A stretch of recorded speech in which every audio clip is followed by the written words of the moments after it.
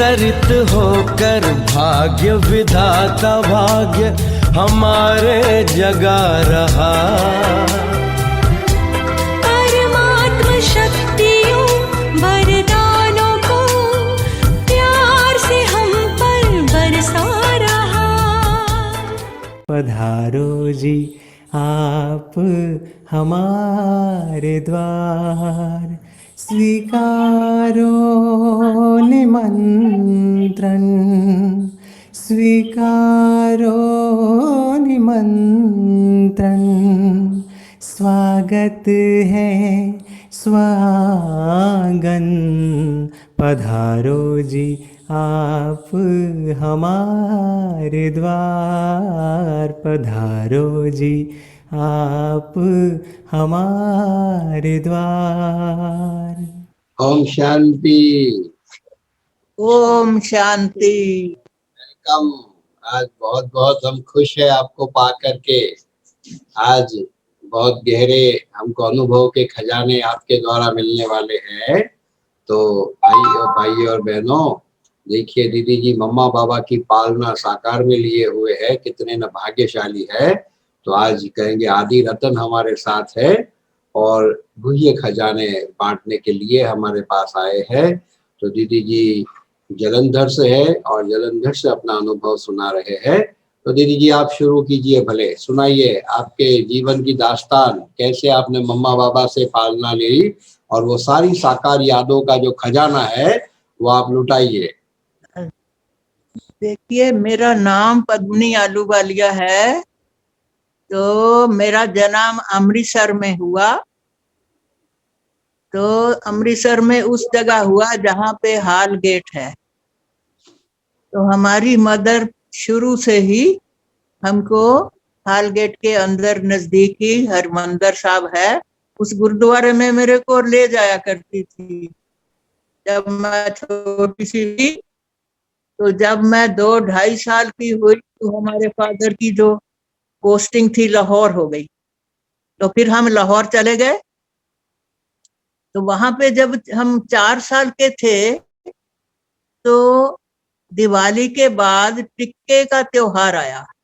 तो हम और हमारी बड़ी बहनें अपने बगीचे से फूल तोड़कर हार बनाना था। तो जब वो फूल तोड़ के ले गई और मैं पीछे रह गई, क्योंकि मैं छोटी थी, 4 साल की थी, तो मेरे साथ कोई बात कर रहा था, कोई पुरुष था जो बात कर रहा था। मैंने चारों तरफ देखा तो कोई भी नहीं था।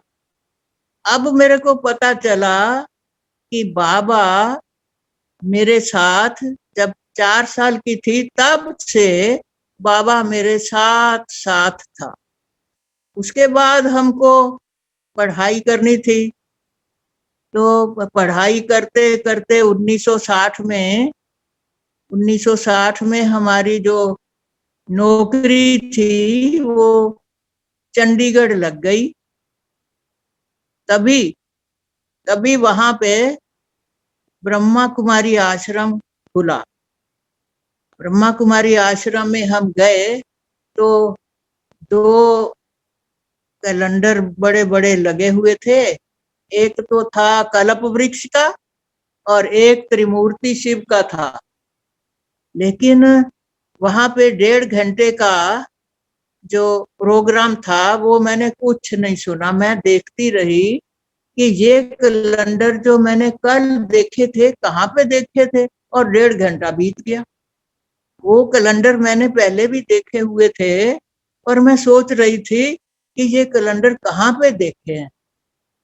तो वो बाबा ने मेरी स्मृति पिछले कल्प में ले गया और मैं रोज रोज उस जगह पे ब्रह्मा कुमारी आश्रम में आने लगी। और वहां के जो बड़े बहन जी थे, प्रकाश बहन जी, उन्होंने एक दिन मेरे को कहा, शिव बाबा ब्रह्मा तन में आए हुए हैं, आप उनको पत्र लिखिए। तो मैंने पत्र लिखा, ब्रह्मा बाबा को पत्र लिखा कि हे ब्रह्मा बाबा, आप में जो शिव बाबा आए हुए हैं उनको मैंने पहचान लिया। तो मैंने इतना ही पत्र लिखा। तो 1964 में दूसरे तीसरे दिन ही एक लाल पेंसिल वाला पत्र आया। उसमें लिखा था, ब्रह्मा कुल भूषण, नूरे रतन, पद्मिनी बेटी, तुम इस ही शरीर से सतयुग में जाओगी। उस पत्र को मैंने बहुत बार पढ़ा और उसमें लिखा था, इस ही शरीर से तुम सतयुग में जाओगी। और मेरे को कोल्ड एब्सेस हुआ, मेरे को कैंसर भी हुआ, लेकिन क्योंकि मेरे दिमाग में था कि मैं मरूंगी नहीं, मैं सतयुग में इसी शरीर से जाना, तो मेरे को कोई भी बीमारी से कोई डर नहीं लगा। मेरा ऑपरेशन भी हुआ और डॉक्टर लोग कहते हैं इस ऑपरेशन से, जो इतना बड़ा सारा ऑपरेशन हुआ, 40% तो मेज पे ही मर जाते हैं। लेकिन क्योंकि मेरे को भगवान ने लिखा हुआ था, इसलिए मेरे को कोई डर नहीं और मैं बची हुई हूँ, अभी तक बची हुई हूँ। 1934 का मेरा जन्मदिन है। अब देखिए, तो इसके बाद 1966 में हम शिव बाबा से मिलने गए।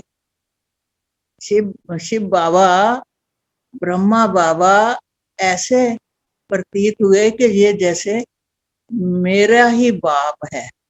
मेरे को ऐसा महसूस ही नहीं हुआ कि कोई और है, मेरे को अपना ही बाप महसूस हुआ। जैसे हमारे बाप ने, माँ ने बहुत अच्छी तरह हमको पाला था, बहुत ही अच्छी तरह, धार्मिक सिद्धांतों वाले वो दोनों थे। तो उसी तरह शिव बाबा ने ऐसी भाषणा दी, ऐसी दी कि जैसे ये मेरे ही बाप है, मेरे ही हैं।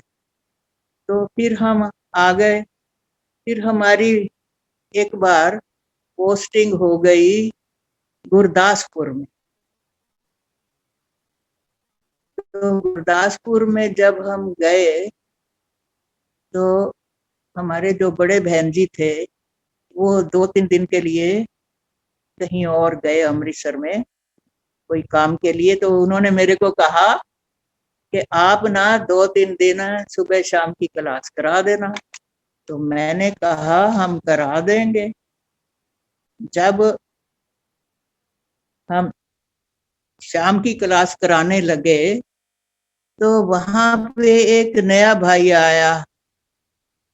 उन दिनों में 7 डे का कोर्स नहीं होता था।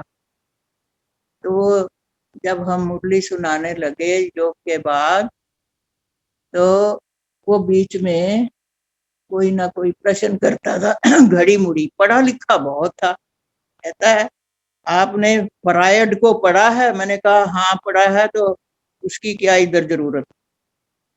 फ्रायड को पढ़ा है। फिर कहता, साइंटिस्ट हुए हैं मेरी क्यूरी, जिन्होंने एक्सरे इन्वेंट किया, उनके बारे जानते हो? मैंने कहा हाँ जानते हैं। फिर हमने 2-4 लाइनें मुरली की पढ़ी। फिर कहता, ये जो हमारा सूर्य है ना, इसके आसपास 9 सितारे घूमते हैं, इसको गैलेक्सी बोलते हैं। और यहाँ पे जो मिल्की वे है उसमें बहुत सारी गैलेक्सी हैं, उनके बारे में पता है? मैंने कहा हाँ वो भी पता। तो उसको हमने क्या करना है? फिर वो कहता, अच्छा लास्ट क्वेश्चन, आखिरी क्वेश्चन फिर नहीं मैं बोलूंगा। मैं क्या अच्छा वो भी बता दीजिए। उसने कहा कि जब भगवान ने, आप कहते हो वो परम धाम रहता है, जब वो परम धाम से पहली बार आया और उपदेश किया तो वो कहाँ पे उपदेश किया? मैंने कहा इसका दिमाग ज्योग्राफिकल है, एस्ट्रोनॉमिकल है, तो उसी तरीके से हम बता देते हैं इसको। मैंने कहा देखो, हमारी जो पृथ्वी है वो गोल है, उसके बीच में एक रेखा जाती है जिसको भूमध्य रेखा कहते हैं, उसके ऊपर भी एक रेखा है कर्क रेखा, और नीचे भी है मकर रेखा। तो जो कर्क रेखा है वो मध्य प्रदेश के बीच में से गुजरती, मध्य प्रदेश हिंदुस्तान में है ना, मध्य प्रदेश में से गुजरती है। तो सबसे पहले जो भगवान ने उपदेश किया वो मध्य प्रदेश किया। तो 8-9 बार जब हमने मध्य प्रदेश का नाम लिया तो वो अब बंदा चुप करके बैठ गया, बोला ही नहीं। फिर हमने सारी मुरली सुना दी। दूसरे दिन सुबह सुबह जो बंदा उसको लेके आया था ना, उसने कहा, बहन जी रात को आपने बड़ी कमाल कर दी। मैंने कहा, क्या कमाल कर दी? मैं मधुबन का नाम भूल गई और मध्य प्रदेश लेने लगी, ये क्या कमाल हुई भला? कहता यही तो कमाल है। मैं क्या क्या कमाल है बताइए? कहता है इसने फॉरेस्ट लिए थे मध्य प्रदेश में, उसकी एक किश्त जमा कराई, 3 कराई नहीं, इसके निकले वारंट ऑफ अरेस्ट, वो मध्य प्रदेश में निकले, और ये उधर से भाग के यहाँ पे छुपा हुआ है। ये बंदा छुपा हुआ है वारंट ऑफ अरेस्ट से डरता हुआ, इसलिए ये चुप कर गया। तो मैंने मुरलियों में पढ़ा था कि अगर कोई ब्रह्मा कुमारी उपदेश करने में अप टू दी मार्क ना हो तो भगवान कहते हैं मैं आता हूं और फिर सेटिस्फाई करके जाता हूं। तो भगवान आया और उसको सेटिस्फाई कर गया। अब जो तो उसको लेके आया, जो बंदा उसको लेके आया वो तो इस ज्ञान से हट गया। वो 1973 से लेकर अब तक चला पूरा ज्ञान सुनता है, क्योंकि उसको शिव बाबा ने पढ़ाया। चाहे मैं निमित्त थी, पर पढ़ाया तो शिव बाबा ने ना। क्योंकि वो कहता था भगवान ने सबसे पहले उपदेश कहाँ किया, तो सबसे पहले उसके लिए तो उपदेश मध्य प्रदेश में ही हुआ, जहां पे उसने भगवान को पहली बार याद किया। जब वारंट ऑफ अरेस्ट निकले तो भगवान को याद जरूर किया होगा। तो उसके बाद कुछ देर बाद हम जलंधर में आ गए। तो जलंधर में एक दिन मेरे को सपना आया कि एक छोटा सा काला सा कीड़ा है, कोई इंच का चौथा हिस्सा, छोटा सा काला कीड़ा है। तो उसके जो टांगे हैं 3, वो आधा आधा इंच सोने की सुनहरी है और चौथी काली है। मैंने सबसे पूछा कि ये मेरे को भगवान ने क्या दिखाया है? छोटा सा कीड़ा है, उसकी 3 टांगे तो सोने की हैं और जो चौथी है वो काली है। तो किसी ने नहीं बताया कि इसका क्या मतलब। 8 दिन बाद एक मुरली आई, उसमें बाबा ने कहा अपनी आत्मा की रोशनी देखो, अपने शरीर तक जाती है, अपने मोहल्ले तक जाती है, ये सारे विश्व में जाती है। तब मेरे को समझ आई कि ये तो काली जो है चीज, काला कीड़ा नहीं है, ये तो मेरी आत्मा है। इसमें जो हम थोड़ा सा उपदेश करते हैं ना, उसकी 3 किरणें सुनहरी निकल आई और वो मोटी मोटी किरणें थी, सोने की एक तार की तरह मोटी मोटी। तो 3 थी आधा इंच लंबी। उसके बाद फिर बाबा हमको रोज रोज मुरली में सिखाते रहे और हम सीखते रहे। बहुत चीजें सीखी।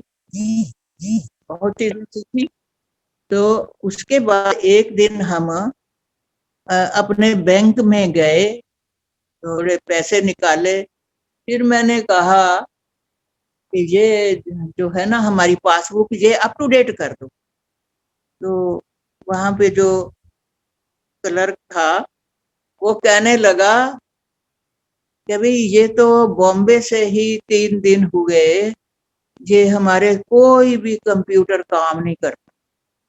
तो हमने मुरलियों में पढ़ा हुआ था कि तुम मेरे जो बच्चे हो ना, ये 5 तत्वों को भी पवित्र करते हो। तो मैंने कहा ये भी तो 5 तत्वों का एक है, ये जो है कंप्यूटर जो है ये भी 5 तत्वों का ही है। तो हमने कहा हम प्रार्थना करते हैं शिव बाबा से तो ये चल पड़ेगा। यूं ही हमने प्रार्थना करी, हमने कहा वो माउस पे हाथ रखो, तो वो चल पड़ा 3 दिन से। तो बाबा की जो करामात है ना, हम अपनी लाइफ में रोज रोज देखते हैं कि जो वो कहता है वो सत्य हो ही जाता है। उसके बाद फिर हमको कई मुसीबतें आई, हमारे फादर की डेथ, हमारे मदर की डेथ, हमारे बड़े बहनों की डेथ, और चलते रहे तो अभी 8-9 महीने हुए। फिर मैं अपने बैंक में गई तो बड़ी लंबी लाइन लगी हुई थी। तब कहते भी ये काम कब शुरू होगा? कहते जी कंप्यूटर ही खराब। मैंने कहा अपना हाथ इधर रखो, मैं प्रार्थना करती हूँ तो कंप्यूटर फिर चल पड़े। तो ऐसे बहुत सारे हमारे तजर्बे हैं। बाबा जो है ना, हमसे कोई काम करवाता रहता है। जहाँ पे हमको मुसीबत आती है तो वो मुसीबत जो है योग बल से वो ठीक करवा ही देता है। अभी आप हमसे जो पूछते हो तो हम उसका उत्तर देंगे। आप कोई और बात पूछनी हो तो पूछिएगा। आप मम्मा की, बाबा की पालना के बातें बताइए, और ऐसे और अनुभव जो आपके पास बहुत सारे हैं वो भी याद कर करके हमारे साथ शेयर कीजिए। खास जो साकार में आपने पालनाएं ली है ना, वो हाँ, उसके बाद दादी के साथ की बातें, दादी प्रकाश मणि के साथ का प्यार, और दीदी के साथ की भी बातें जो भी आपकी स्मृति पटल पे आती है वो सारी आप शेयर कीजिए। हाँ। पर मम्मा मम्मा तो 1962 में हमको मिले। हम अपने सारे परिवार को एक एक दो दो करके मम्मा से मिला के लाए। और बाबा से तो हम दिल्ली में नहीं मिलने गए, मम्मा से मिले, प्रकाश मणि दादी से मिले, मनमोहनी दादी के पास तो हम बहुत बार गए, और अपनी बड़ी बहन को भी ले गए, वो भी चल पड़ी। और एक बार बाबा ने मुझे कहा कि तुम्हारे ऊपर बड़ी जबरदस्त मुसीबत आने वाली। मैंने कहा बाबा मुसीबत आप भेजोगे तो झेलोगे भी आप ही। तो हमारे जबरदस्त मुसीबत आई, लेकिन बाबा ने मेरे को बिल्कुल ठीक ठाक बाहर निकाल दिया और मुसीबत खत्म हो गई। तो बाबा और मामा जो कहते थे, एक बार मैंने कहा कि बाबा रोज मुरली में कहते 5 विकार छोड़ो, 5 विकार छोड़ो। मैंने कहा जब 5 विकार छूट जाएंगे ना तभी दूसरी मुरली पढ़ो। तो बाबा ने राज बहन जी जो जलंधर में थे उसके द्वारा कह के भेजा मुरली जरूर पढ़ो, ऐसे अपने आप सारे ग्रह जो है ना, सारे ग्रह अपने आप नहीं छूट। फिर हमने फिर से सारी मुरलियां जहाँ से हमने छोड़ी थी वहां से सारी इकट्ठी करी, और रोज 2-3 मुरलियां पढ़ने लगे। अब तक हम मुरली नहीं छोड़ते। और मनमोहनी दीदी तो कहती थी धारणा करो, वो प्रश्न उत्तर भी लिख के भेजती थी तो धारणा करते थे। मनमोहनी दीदी इस जग में सबसे अच्छी थी। और दूसरे नंबर पे प्रकाश मणि दादी सबसे अच्छी थी। उन्होंने सब लोगों को धारणाएं भी कराई और सभी जगह की देख रेख भी करती थी। सबसे ज्यादा काम तो प्रकाश मणि दादी ने किया। तो ये बात है कि मामा मामा की मूर्ति से तो हम इतने प्रभावित हुए कि रोज रोज मुरली ही पढ़ने लग गए। प्रकाश मणि दादी से हमने काम करना सीखा, जो हम काम नहीं कर पाते थे वो भी करने लग गए। प्रकाश मणि दादी बहुत काम करती थी, बहुत काम। तो एक बार बाबा की मुरली में आया कि अगर किसी का कोई टूटा फूटा मकान किसी गांव में पड़ा है तो उसमें ठीक ठाक करके तो उसमें सेवा केंद्र बना दो। जिस दिन मैंने ये मुरली सुनी उसी दिन मैं गई छुट्टी लेके। उसी दिन मैं गई और देखा कि एक छत उसकी नीचे को आ रही है, बाकी सारा ठीक था, 7 कमरे तो ठीक थे। तो मैंने फिर सैटरडे संडे की छुट्टी लेके वो जो छत बिगड़ी हुई थी उसको ठीक कराया, उसमें थोड़े से फर्नीचर रखा, उसमें राज बहन जी से कह के उधर में सेंटर खुलाया। उसमें 27 साल सेंटर चला दसूहा में। और दसूहे के तो कई भाई बहन इधर आके ग्लोबल हॉस्पिटल में भी हैं। तो और भी जगह पे जो पंजाब में जो सेंटर खुले, तो किसी ने मेरे को कह दिया भी सारे पंजाब में सेंटर होने चाहिए। तो हमने क्या किया, थोड़े थोड़ा पैसे जमा करके सारे पंजाब में, सारे तहसीलों में, सब जगह पे सेंटर में ना थोड़ा थोड़ा सहयोग कर दिया। तो ये सहयोग शिव बाबा के प्रेरणा से हुआ, शिव बाबा की मुरली से हुआ, और उससे हमको मेंटली, फिजिकली, स्पिरिचुअली वो खुशी अब तक रहती। कोई और प्रश्न करना हो तो? अच्छा, मम्मा से आप कुल कितनी बार मिले?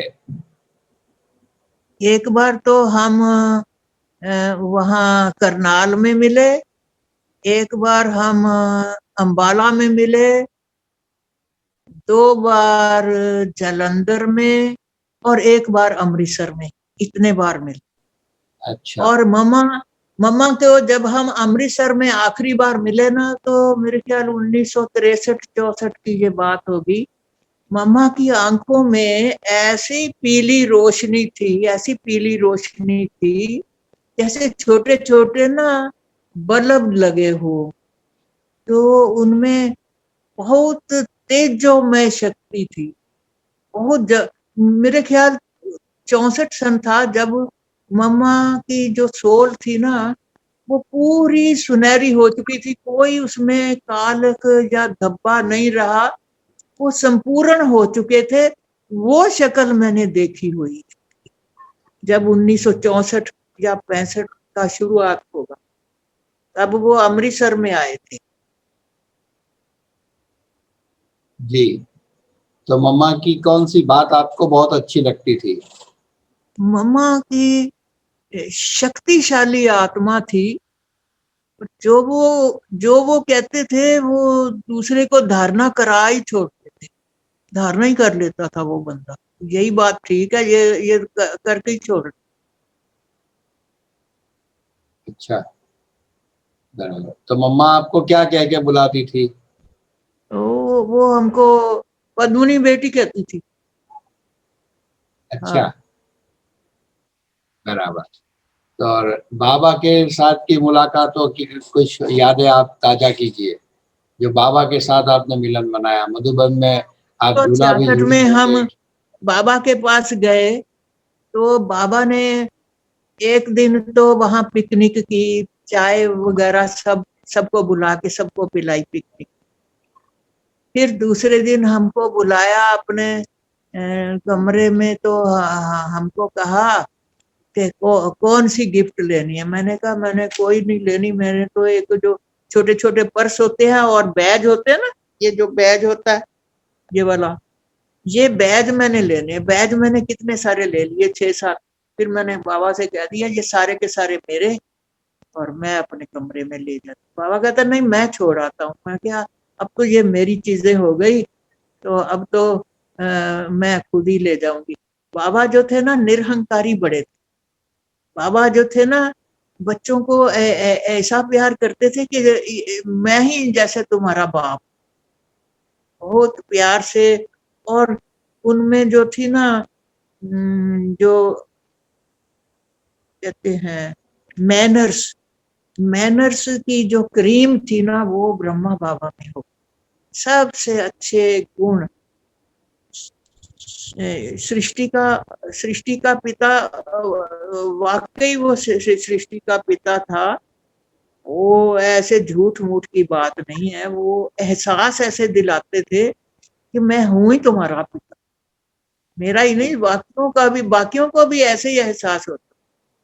इस सबका वो सृष्टि का पिता नहीं है, दूर दूर से नहीं है, ये एक्चुअल उनमें पूरा फीलिंग आती थी कि ये है ही मेरा बाप। कोई और बात? जी, आपने हिस्ट्री हॉल में मुरली कितनी बार सुनी होगी साकार में? साकार में क्या? हिस्ट्री हॉल में मुरली कितनी बार सुनी होगी आपने? हिस्ट्री हॉल में, हिस्ट्री हॉल मधुबन के हिस्ट्री हॉल में आपने कितनी बार मुरली साकार में सुनी होगी बाबा के सामने? बाबा के सामने 3 दिन सुनी। हम 29 जून को गए थे, 1 जुलाई को वापस आ गए। जी 30 को उधर पहुंचे तो पहली दूसरी को सुनी तो 3 को वापस आ गए। तो अच्छा। 2 दिन तो सुनी हमने बाबा की मुरली। बाबा बड़े प्यार से सुनाया कर, बहुत ही प्यार से।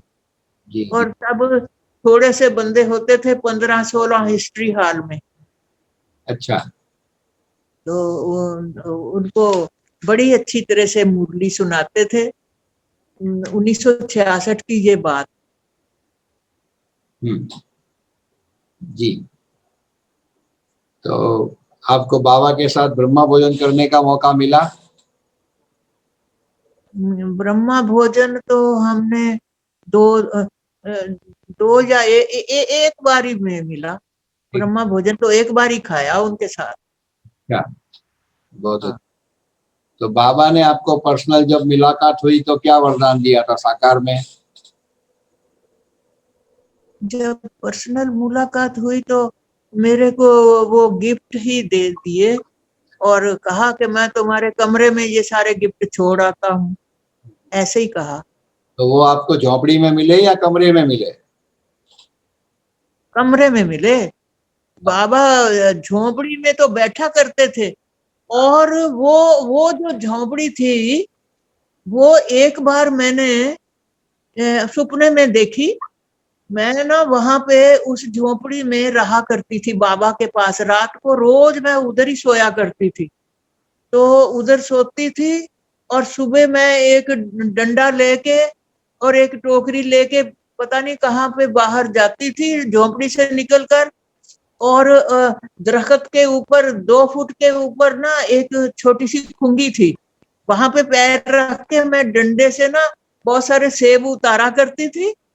और उतार के और उस झोपड़ी के बाहर मैं वो टोकरी रख देती थी कि पिताजी आएंगे, पिताजी नहीं, पिताश्री आएंगे, अब ये हम सेब खाएंगे। तो वो झोपड़ी के बाहर रख दिया करती थी और आप मैं फिर झोपड़ी के अंदर चली जाती थी। ये मैं सपना देखती थी और वो वही झोपड़ी थी, पाम के पत्तों की बनी हुई, उसमें मैं रहा करती थी रात को। वो जब हम पाकिस्तान से आए ना तो हमारे को जो था ना घर मिला, उसमें ना कोई मंजी ना चारपाई, कुछ भी नहीं था, ना कपड़ा ना चद्दर ना गद्दा, कुछ भी नहीं था। तो ऐसे पाकिस्तान के बाद जब हम आए तो हमको वहां पे सोना बुरा लगता था। फिर हम भगवान को बहुत पुकारते थे, ये बड़ा गंदा घर है हमारा लाहौर का घर। तो उसमें कृष्ण की मूर्ति थी, 47 कमरे थे और अच्छे अच्छे खाने पीने की चीजें थी। इधर पाकिस्तान के बाद तो हम बहुत खराबी से रहे। तो हम रोज भगवान से कहते कि हमको अच्छा जगह मिलनी चाहिए। तो भगवान हमको रात को सोने के लिए उस झोपड़ी में ले जाता था। हम उधर सोए रहते थे, सुबह डंडे से सेब लाते थे और पिताश्री जब आएंगे तब हम खाएंगे। तो जब हमारी नौकरी की पहली तनख्वाह मिली तब हमने वो सेब लाए तो आश्रम में सेब की खीर बनाई। तो जब हम योग में बैठे ना, भगवान को भोग लगाते हुए योग में बैठे, तो हमने देखा कि एक ना बुढ़ा बाबा सफेद मुच्छों वाला वो खीर खा रहा। तब हमने वो देखा सबसे पहले। और वो जो सेब हम तोड़ के लाते थे, मेरे ख्याल वही होंगे। तो उसकी से खीर बनाई तो ब्रह्मा बाबा खा रहे थे वो खीर। फिर मैंने बहन जी से पूछा, कोई उधर मधुबन में बुढ़ा बाबा है जिसकी सफेद मूछें हो यहाँ पे? तो उन्होंने कहा हाँ, ब्रह्मा बाबा की यहीं पे सफेद मूछें हैं। तो वो आपकी खीर खा गए। जी हमने भी खाई फिर वो। जी जी। हाँ, तो झोपड़ी तो हम रोज ही देखते थे, वहीं पे हम सोते थे। पता नहीं किससे हम उधर जाके सो जाते थे, पर भगवान ही हमको ले जाता होगा। जी जी। तो फिर बाबा की झोपड़ी तो बहुत बार देखी है, और उधर जब गए तब भी हमने पहचान ली, भाई इसी झोपड़ी में मैं सोया करती। अच्छा। जी जी जी। तो अव्यक्त बाप दादा के साथ की भी कुछ यादें ताजा करें। अव्यक्त बाप दादा। अव्यक्त बाप दादा के पास तो देखो हम बहुत दूर बैठते थे। अव्यक्त बाप दादा के पास तो बहुत दूर बैठते थे, तो हमने उनके पास बैठ के कोई बातें नहीं करी, अच्छा। तो इसलिए हम कुछ बता नहीं सकते। हाँ, जो बाबा कहते थे वो जरूर अच्छी तरह सुनते थे, जी जी तो अच्छी सुनते थे हम। जी। बहुत अच्छी बात। ठीक है, और आपको कुछ स्मृति में आता है तो वो भी आप सुना सकते हैं, अगर स्मृति में कुछ आपको और आता है तो कुछ आप। हमारी स्मृति में, हाँ, कुछ याद स्मृति आता है और अनुभव आपको तो आप बता सकते हैं। जो स्मृति में आता है वो तो हम यही बता सकते हैं कि भाई जब भी हमको कोई मुसीबत आती है तो मैं खूब डर जाती हूँ। डर जाती हूँ तो फिर भगवान को इतना याद करती हूँ, इतना याद करती हूँ कि भगवान वो हमारी मुसीबत ही हटा वाह। देता है, और हम फिर खुशी खुशी चलने फिरने लग जाते हैं। अब हम हमारे पास थोड़े पैसे थे, तो अब हमने ना एक हीलिंग गार्डन बनाना है। अच्छा। हीलिंग गार्डन जहाँ पे दोनों तरफ एक सड़क होगी, दोनों तरफ एक ही तरह के वृक्ष बो दूंगी, जैसे चेत की हरड़ है, तो उसके नीचे जब पैदल सैर करने जाएगा ना कोई, तो उसके नीचे से सारे पेट की सारी बीमारियां खत्म। इधर से जाएगा उधर तक, उधर से फिर वापस आएगा, चाय की कप पिएगा और घर में पेट की बीमारियां उधर ही छोड़ के चला जाएगा। दूसरी तरफ मैं बहुत सारे खूबसूरत फूल लगाऊंगी, खुशबूदार फूल, तो जो मेंटल इलनेस वाले बंदे होंगे वो इधर उधर जब जाएंगे, उसके ऊपर भी आर्चिज बनाऊंगी, ऊपर भी फूल और नीचे भी खब्बे सज्जे, दोनों तरफ फूल होंगे, तो उनको देखकर फूलों की खुशबू सूंघकर घंटा उधर बैठेगा, आराम करेगा, मेंटल इलनेस छोड़ के तो अपने घर आराम से चला जाए। तीसरी तरफ मैं और पौधे लगाऊंगी, उसमें जो होगा ब्रोंकियल डिजीजेस होती है ना, ये सांस की डिजीजेस होती है ना, खांसी जुकाम टीबी और दूसरे तीसरे चीजें, ये वायरस वगैरह, ये सारे उधर छोड़ के अपने घर आराम से चले जाएं। फिर स्किन डिजीजेस होंगी तो नीम के पौधे लगाऊंगी दो तरफ, बीच में सड़क, तो नीम के पौधे से ये जो होंगे जाके उसके नीचे बैठने से, चलने फिरने से ये जो होगी स्किन डिजीजेस, दो चार बार उधर जाएंगे तो स्किन डिजीजेस सारी खत्म कर दूंगी।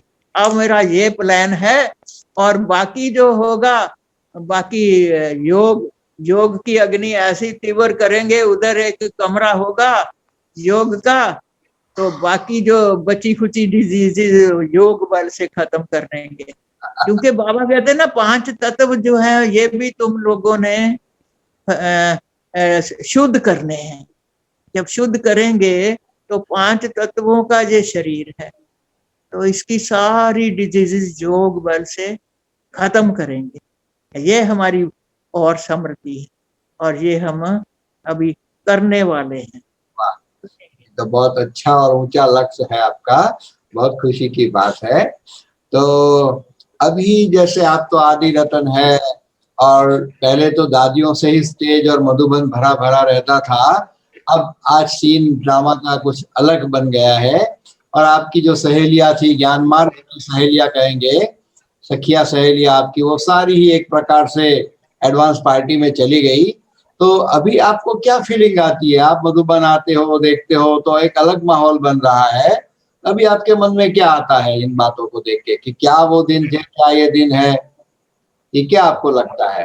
हमारे मन में ये आता है भाई एडवांस पार्टी जाके ये अपना नई दुनिया का फाउंडेशन बनाएगी, लेकिन मेरे को ये कभी नहीं आया फीलिंग कि मैं भी एडवांस पार्टी में जाऊं। कई लोग तो होते हैं ना, जैसे विश्व किशोर भाई कहता था कि मैं एडवांस पार्टी में जाना चाहता हूं और सच्ची मुच्ची चला गया।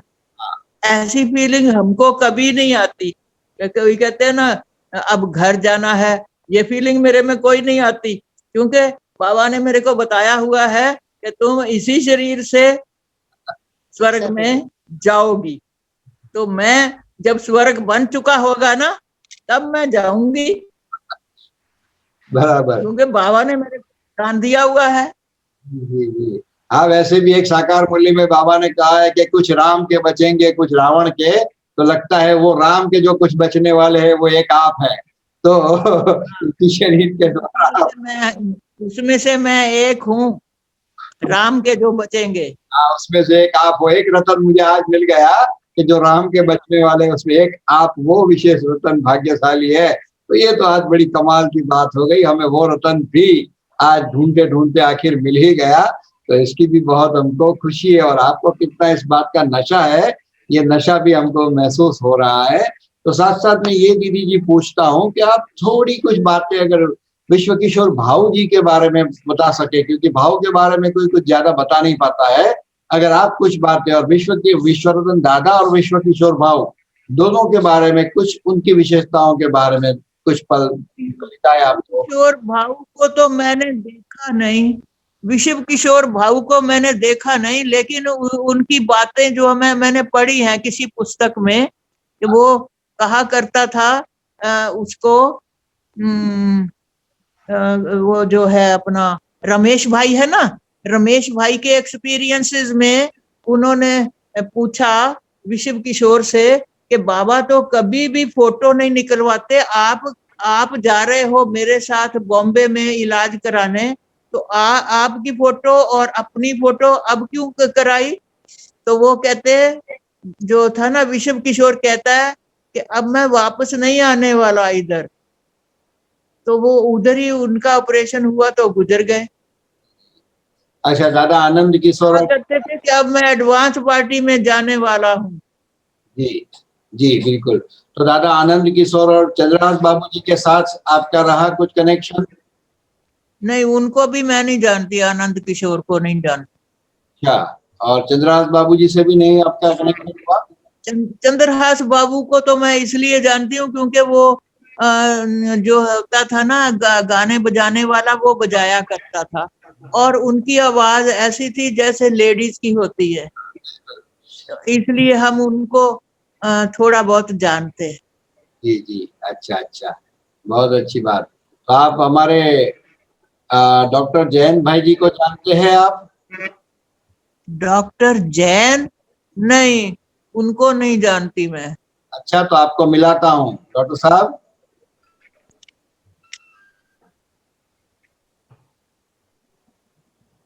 ओम शांति दीदी, ओम शांति। ओम शांति। आपके ओम शांति। आपके शरीर की आयु कितनी है? कितनी है शरीर की आयु? मेरे शरीर की आयु कितनी है? 86 है, 87वां चढ़ने वाला है अभी 7 मई को। वाह वाह, अभी 87वां चढ़ने वाला है। इतनी उम्र में आप सब बातें बहुत स्पष्ट रूप से करते हो, ये आपके पुण्य की कमाल है। ये इतनी तो बाबा ने मेरे को कहा हुआ है तुम इसी शरीर से स्वर्ग में जाओगी। स्वर्ग 2035 से शुरू होगा ना, 2035, तो तब उधर भी मैंने जाना, तो फिर अभी तो फिर ठीक तरह से ही बोलना होता है ना, इसलिए। वाह वाह वाह, बहुत अच्छा, गजब का नशा है डॉक्टर साहब, उनको देखिए है कितना गजब का नशा। अच्छा प्यारा प्यारा स्वरूप है अपने पद्मिनी बेन का। हाँ, बहुत सबको बड़ा मजा कराया आपने, कितनी अच्छी तरह बातें कर रहे हैं, कितना स्पष्टता से बातें कर रहे हैं। तो ये बाबा की देन है, आपकी लेन है। वाह वाह हाँ, तो वाह बाबा देता बाबा। है तो हम लेते हैं, बाबा हाँ। देता जाता है, हम लेते जाते हैं। हम्म। दीदी जी, ये वाह डॉक्टर दीदी। जैन भाई जो है वो भी साकार बाबा से पालना लिए हुए है। हेलो। ये जो जैन भाई है इन्होंने, हाँ, वो साकार बाबा अच्छा से है, और साकार बाबा ने गांधर्व विवाह किया था हमारी चंपा बहन और डॉक्टर जैन भाई।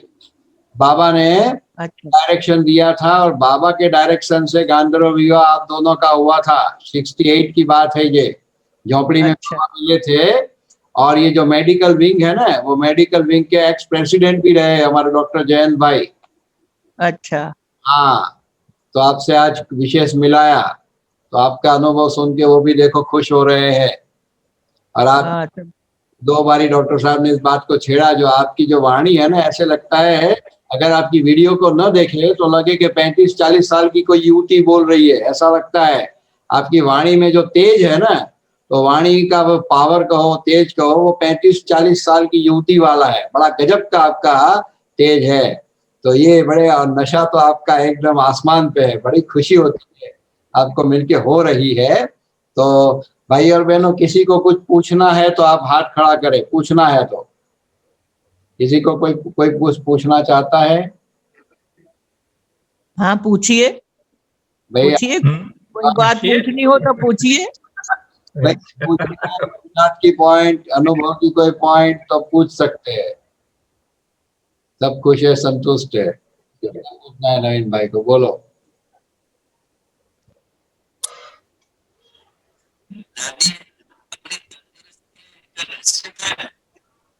आवाज नहीं आ रहा है आपका।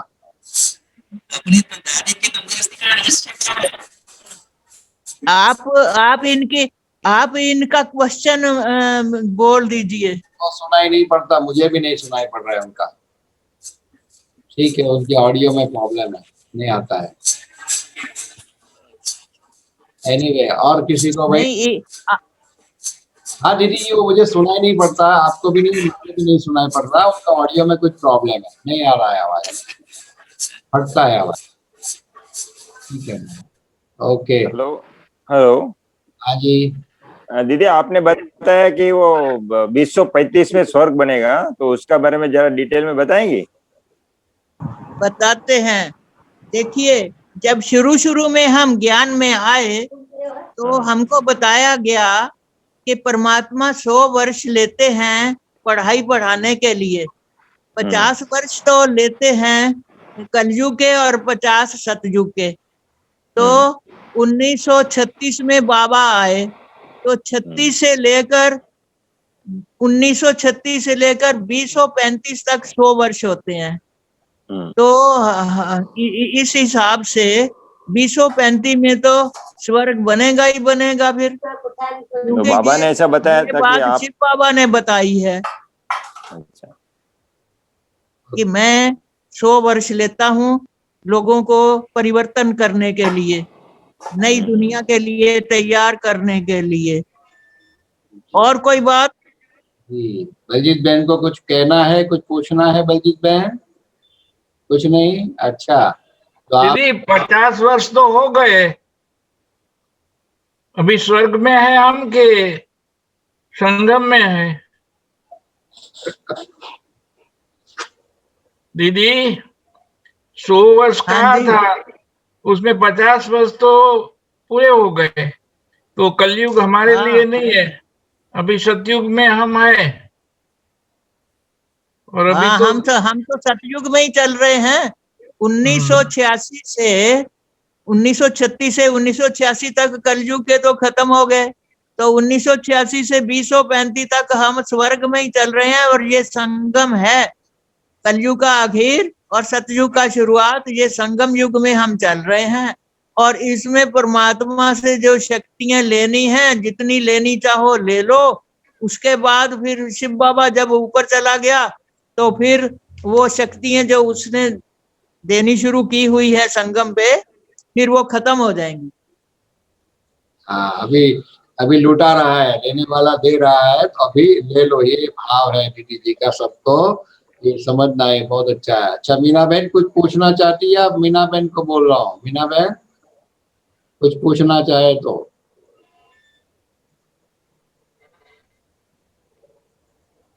अनम्यूट करें। हाँ, ओम शांति, ओम शांति, ओम शांति। अच्छा, वो अभी मैं पीछे जा रही हूँ, मैं सोच रही थी कि जब ये ब्रह्मा बाबा और जब बाबा आते थे ब्रह्मा बाबा में, तो कैसे लगता था, कैसे फर्क पड़ता था? जैसे अभी बाप दादा आते हैं तो हमें तुरंत पता चल जाता था ना। अब बात ये है कि ब्रह्मा बाबा में तो हर वक्त ही शिव बाबा रहते थे, तो अगर वो चले जाएं तो दोबारा से आए तब तो पता चले। उसमें तो शिव बाबा हमेशा ही रहते थे, निरंतर रहा करते थे, और इसलिए हमको पता नहीं चलता था वे कब आए और कब गए। हमेशा ही रहते थे वो, शिव बाबा ब्रह्मा बाबा में हमेशा ही रहते थे। ओके, वैसा तो कुछ पूछना है? अगर पूछना चाहे तो कोई भी पूछना चाहे, हाथ खड़ा कर सकते हैं, हमारे पास 10 मिनट है अभी भी। हाँ मंजू बहन, जिसको पूछना है पूछ सकते हैं, रिलेवेंट क्वेश्चन होना चाहिए, ये थोड़ा ख्याल करना। हाँ जी, बोलिए मंजू। ओम शांति दीदी। ओम शांति।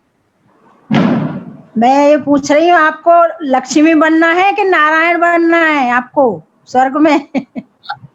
देखिए, एक दिन मैं योग में बैठी थी, तो मैंने देखा एक पतला सा श्री कृष्ण था और वो बड़ा ही सुंदर मुकुट पहना हुआ था, और मेरे को एहसास हुआ कि ये मैं हूँ, तो मैं तो श्री कृष्ण ही बनूंगी। शुक्रिया, जवाब मिल गया। आपका अच्छा रहा। अच्छा विनोद भाई बोलिए। बेटे दीदी, ये विनोद भाई है, अमेरिका से बोल रहे हैं। हाँ विनोद भाई, टेक्सास से। यस भाई, मेरा प्रश्न है, श्री कृष्ण का जन्म हो गया? क्या? श्री कृष्ण का जन्म हो गया? श्री कृष्ण का जन्म अभी नहीं हुआ, 1935 के बाद होगा। दीदी जी हाजिर है, जबरदस्त जवाब दे रहे हैं, आप पूछिए खाली बस। ओम शांति दीदी। हाँ जी दीदी, आपकी तरह सदा ऑल एवरेडी रहने के लिए क्या हम लोगों के लिए पुरुषार्थ करना पड़ेगा? एवरेडी रहने के लिए, एवरेडी आपकी रहने के लिए तरह देखिए, सदा एवरेडी बन। अगर बातें करनी है, आर्गुमेंट करने हैं, तो एकदम हम एक दूसरे से बातचीत करते हैं कि नहीं? ऐसे ही एवरेडी रहने के लिए तो पहले तो अपनी खुराक ठीक रखनी पड़ेगी, और कोई दवाइयां वगैरह नहीं खानी, कोई थोड़े बहुत अच्छे फ्रूट और दूसरे जो बादाम गिरी वगैरह भी खानी पड़ेगी, और दूसरा किसी को ना नहीं कहना। ये भी हम कोई कहे ये काम कर दो, हाँ जी हम करते हैं, तो बंदा एवरेडी जरूर रहेगा। हाँ जी का पाठ पढ़ लो तो हमेशा एवरेडी रहेगा। एवरेडी तो एक हमारी शक्ति भी है, 8 शक्तियों में एक शक्ति है एवरेडी। बिस्तरा बोरी गोल होता है ना, उसमें शक्तियों में, तो अगर हम हाँ जी का पाठ पढ़ लें तो हम एवरेडी ही रहेंगे और जरूर वो काम कर लेंगे। जी, और बताइए। बहुत अच्छा, देखो बहुत अच्छा सुंदर जवाब दिया मुकेश भाई, दीदी जी ने। दीदी ओम शांति। ओम शांति। और सुनाओ, ठीक हो? आपने भी कोई? हाँ हम तो ठीक है। आपने भी कोई सवाल पूछना है? नहीं आपको देख के खुश हो रही। चलो कोई बात नहीं, फिर तो आपका हम धन्यवाद करते हैं। आप हमारी खुश खैरियत पूछ रहे हैं। हाँ जी, तो धन्यवाद करते हैं हम आपका। नहीं नहीं, शुक्रिया बाबा दा थोड़ा। बाबा का ही शुक्रिया करना चाहिए। जी शुक्रिया शिव बाबा का है, आज आपसे मिलाया है, देखिए सभा में जितने भी भाई बहन हैं सब बहुत आपको मिल करके, आपको सुन करके प्रसन्न हो रहे, खुश हो रहे हैं। और जिन जिन के सवाल थे एकदम आपने तो सुपर फास्ट बॉलर होता है ना, इस तरह से आपने बॉलिंग किया, तो क्लीन बोल्ड भी किया। अच्छा अच्छा है, बहुत अच्छे आपने जवाब दिए, एकदम भरपूर कर दिया। डॉक्टर साहब कुछ कहना है अभी कि पूरा करें? डॉक्टर साहब। हाँ, आपको मिलकर सब बहुत खुश हुए और हमें भी जिज्ञासा हुई है कि स्वर्ग तक हम जिंदा रहे और फिर हम और आप सब गरबा गाएंगे। गरबा, हाँ गरबा तो गाना चाहिए क्योंकि वो बहुत लोग इकट्ठे करते हैं। गरबा डांस तो सब इकट्ठे करते हैं, तो सब इकट्ठे ही स्वर्ग में जाएंगे। तो बड़ी खुशी की बात है ये तो। बहुत अच्छा लगा, आपके बुद्धि की पावर भी बहुत अच्छी है, तो सरलता और जो है ना एक इनोसेंसी जो है आपकी बातों में, उससे हमें बहुत अच्छा लगा। जैसे कन्हैया इनोसेंट है वैसे आप भी इनोसेंट हो, इसलिए आप जरूर तो कन्हैया हम बनेंगे। बाबा कहते हैं तुम कन्हैया बनोगे, तो हम बनेंगे ही। बाबा जी ने जब कह दिया तो हम जरूर बनेंगे, कन्हैया ही बनेंगे। बहुत अच्छा लगा, कितना बाबा ने बच्चों को तैयार किया है वो देख के बड़ी खुशी होती है। इतनी उम्र में भी बाबा के ये लाडली बच्ची कितना स्वस्थ है, ये देख के हमें भी है कि हम भी अच्छी तरह इस संगम युग में बड़ी उम्र तक जरूर आपको फॉलो करके रहेंगे। और सब भाई बहन भी यही चाहते हैं ना जी मुकेश भाई, सब यही चाहते हैं ना कि हमें भी ऐसी स्वस्थ आयु मिले। तो आपका आशीर्वाद लेना है हमें, तो आशीर्वाद देंगे ना दीदी? जरूर देंगे। सभी लोग स्वस्थ रहें, खुशहाल रहें, अच्छे रहें, सब लोगों की सेवा करते रहें। जो सेवा करेगा ना वो खुशहाल ही रहेगा। तो कितना अच्छा जवाब है, बहुत खुशी है। संगम युग में आपको हमारा बहुत बहुत प्यार से, नम्रता से नमस्ते है, नमस्ते है। मिलते रहेंगे और खुश होते रहेंगे, खुश आप करते रहेंगे। जरूर जरूर, हम भी आपको नमस्ते करते हैं, सलाम करते हैं, गुड मॉर्निंग गुड इवनिंग करते हैं, और भी अगर कोई सत श्री अकाल है तो वो भी करते हैं। सारी चीजें हम करते हैं। मुसलमानों के हम बड़े हैं, पूर्वज हैं तो सलाम करते हैं। सिखों के भी हम पूर्वज हैं तो सत श्री अकाल करते हैं। और हिंदुओं के भी हम बहुत बड़े अब हैं पूर्वज, तो नमस्ते नमस्ते प्रणाम सत श्री अकाल सब कुछ करते हैं। ओम शांति। ओम शांति। शांति। अभी हाथ खड़ा करके हमारी प्यारी दीदी को थैंक्स करो बस। देखो आप सबको देख रहे हो? हाँ सबको देख रहे हैं। हाँ, बहुत खुशी हुई है। आज का प्रोग्राम तो सबसे अच्छा रहा। जी इससे अच्छा बाबा की प्रोग्राम अच्छे ही होने चाहिए। बाबा के बच्चे हैं, किसी शैतान के थोड़े ही हैं। शैतान का इधर नाम निशान नहीं है। बाबा के बच्चे हैं, शिव बाबा के, कल्याणकारी बाबा के। एक एक बॉल पर दीदी जी बाउंड्री मारती है, बॉल पे बाउंड्री लगाती है दीदी। बहुत अच्छा, बहुत अच्छा। एकदम जवाब तैयार होता है दीदी के पास। ऑलराउंडर खिलाड़ी है ये तो भाई, बहुत अच्छा। आपकी आयु को देख करके कोई भी अंडर एस्टिमेट कर ले तो वो मात खा जाएगा। आपको सुने समझे तब जाके समझ में आए ये कौन सी आत्मा है, क्योंकि सत्युग तक क्या चलने वाली गाड़ी है ये, सत्युग वाली लंबी रेस का घोड़ा है दीदी जी। तो दीदी आज आपको सुन करके हम सब मस्त हो रहे हैं। ठीक है, हम सबको एक रूहानी नशा आपने चढ़ा दिया। मस्ती रहना चाहिए। जो मस्त होते हैं वो सबसे ऊंचे बाबा के बच्चे होते हैं, हाँ, एक साल चोटी के बच्चे होते हैं। जी, हम लोग ना 1 साल से अनुभव सुन रहे हैं सबका, लगातार डेली हम सुनते हैं, लेकिन इतना हंसना तो आज पहली बार हुआ है। इतने जो आज हम हंसे हैं, इतने खुश हुए हैं, वो आज बनी है वो घटना। आपसे मिलकर इतनी प्राप्तियां हो गई। तो चलिए, आप कुछ पल बाबा की याद में हम सबको बिठाइए, सबको दृष्टि दीजिए, फिर हम पूरा करते हैं। अभी समय भी हो गया है, तो चलिए आप दृष्टि दीजिए। तूने प्यार दिया साकार में जो आता है याद हमको। तूने प्यार दिया साकार में जो आता है याद हमको। तेरे पत्रों की मीठी याद है जो, तेरे पत्रों की मीठी याद है जो तड़पाती है दिल को करूं, तड़पाती है दिल को करूं।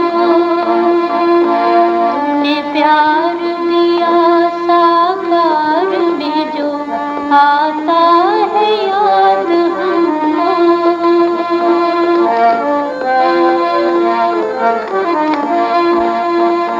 संगम की दुनिया में बाबुल तेरे संग संग घड़ियां जो बीती। इस दिल को तसल्ली देने को करते हैं याद उन घड़ियों को, करते हैं याद उन घड़ियों को।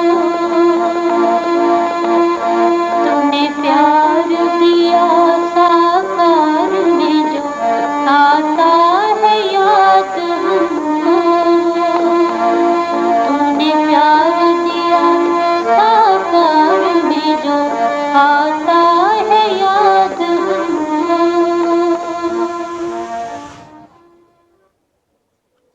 ओके जी, ओम शांति, ओम शांति। गुड नाइट, शब्बा खैर, शुभ रात्रि। Good night.